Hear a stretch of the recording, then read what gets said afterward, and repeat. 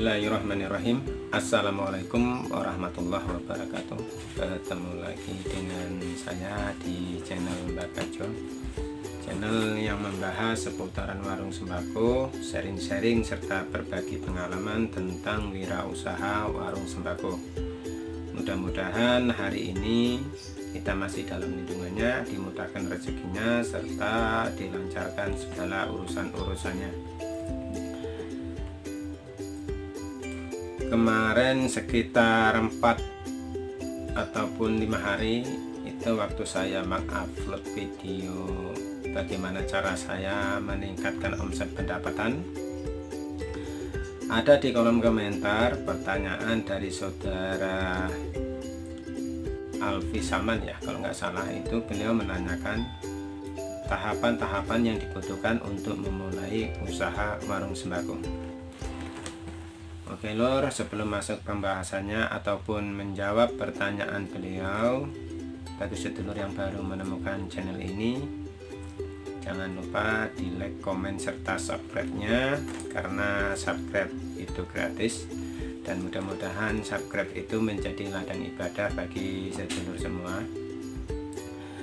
Dan tentunya subscribe sedulur itu membantu saya, memberi semangat kepada saya untuk lebih mengembangkan channel ini, dan mudah-mudahan kedepannya channel ini dapat menghibur dan lebih memberi manfaat bagi kita semua. Oke lor, kita masuk pembahasannya. Beliau menanyakan tahapan yang dibutuhkan untuk memulai usaha warung sembako. Ini menurut saya dan menurut pengalaman saya, tidak niat untuk menggurui. Tahapan yang paling pertama dibutuhkan adalah persiapan mental. Kenapa persiapan mental yang paling pertama? Karena biasanya untuk para pemula yang ingin membuka usaha itu biasanya selalu melihat atau nonton lah istilahnya itu saudara, teman, bahkan kerabatnya ataupun tetangganya yang mempunyai usaha dan dapat mengembangkan usaha itu dengan baik. Jadi menimbulkan rasa keinginan ingin terjun. Nah, cuman yang kadang jadi permasalahan, nggak semua orang atau pemula memikirkan proses yang dibutuhkan.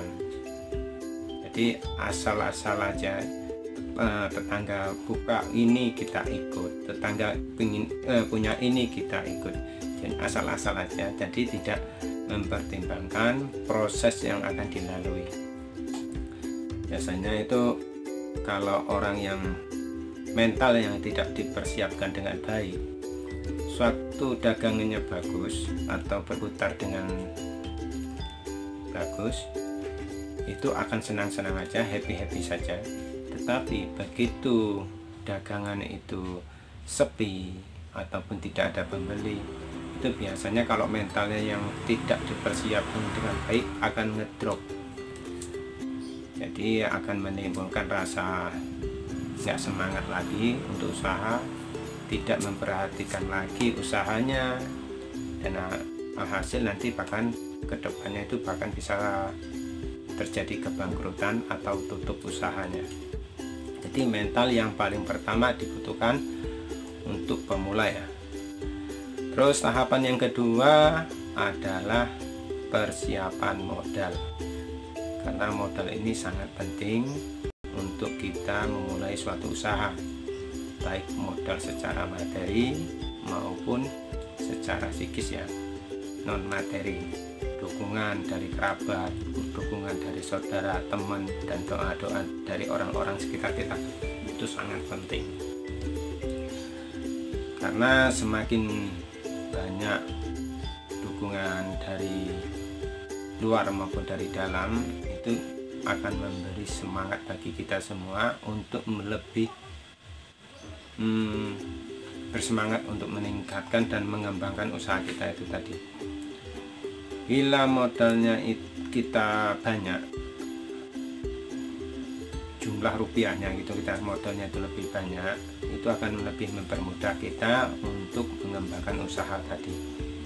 karena secara item, secara jumlah itu dapat mudah kita penuhi. Jumlah barang ya, item barang, jenis-jenis barang yang akan kita jual itu dapat dengan mudah kita penuhi. Jadi modal itu yang paling utama menurut saya, pokok yang utama itu modal dan mental. Setelah itu tahapan yang ketiga adalah survei lokasi. Jadi untuk memulai usaha ini tidak bisa asal buka, tidak bisa asal main hajar saja. Jadi kita harus survei lokasi di mana yang pas untuk membuka usaha warung sembako. Menurut saya yang paling pertama itu lokasinya itu harus mudah akses ya. Jadi mudah akses itu dalam arti orang mau belanja ke kita juga gampang, belanja yang ataupun orderan kita juga gampang datangnya. Jadi carilah lokasi yang gampang aksesnya, tidak sulit untuk menuju lokasi kita. Setelah lokasi kita dapat, terus kita usahakan lokasi itu kalau bisa itu di tempat yang ramai penduduk atau padat penduduk.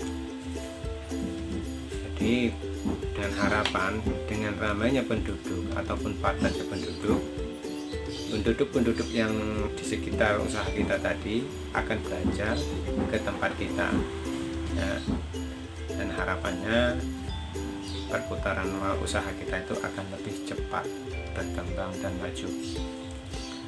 Setelah tahapan lokasi, penentuan lokasi, yang tidak kalah penting juga adalah survei harga pasaran. Jadi bila mana kita telah mendapatkan lokasinya, sebelum kita buka usaha di situ, alangkah baiknya kita survei dulu harga pasaran di daerah situ. Dengan cara apa? Coba sedulur semua kelilingin lokasi yang akan kita tempatin tadi, apakah ada toko ataupun warung sembako lainnya. Kalau ada, cobalah sampean beli atau belanja di situ beberapa barang. Yang penting kita cukup tahu harga jualnya berapa. Ambillah beberapa barang, karena kita bergerak di usaha warung sembako, belilah barang-barang kebutuhan pokok saja. Nggak perlu banyak, cukup seperti telur, minyak, gula, terigu, beras.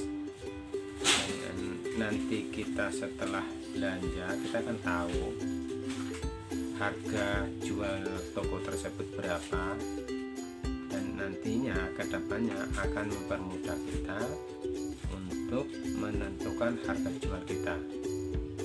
Jadi survei harga itu sangat penting.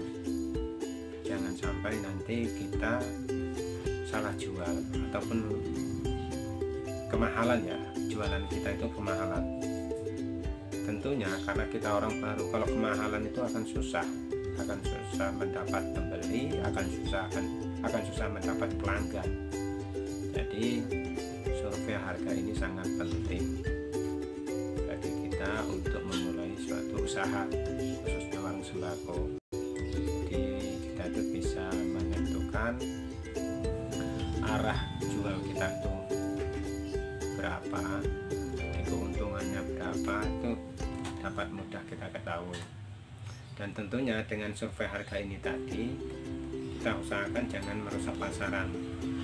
Jadi jangan, kalau bisa itu seumpamanya toko sebelah ini jualnya 10.000, jangan kita banting harga 9.000, walaupun modalnya cuma 8.000, kita ikutin saja 10.000 dengan harapan supaya harga pasaran di situ tidak rusak. Karena nanti kalau rusak itu akan berdampak negatif ya. Negatifnya itu kitanya tentunya dengan kompetitor warung sebelah itu akan menimbulkan rasa tidak suka, itu yang pertama. Yang kedua, nanti kita sendiri akan kesusahan untuk menembus target penjualan, karena harganya akan hancur di situ. Terlalu tinggi harga persaingannya, nanti kita sendiri akan rugi. Oke Lur, mungkin cukup sekian dulu yang dapat saya paparkan untuk menjawab pertanyaan dari saudara Alfi Salman ya. Mudah-mudahan dapat bermanfaat. Cukup sekian dulu. Assalamualaikum warahmatullahi wabarakatuh.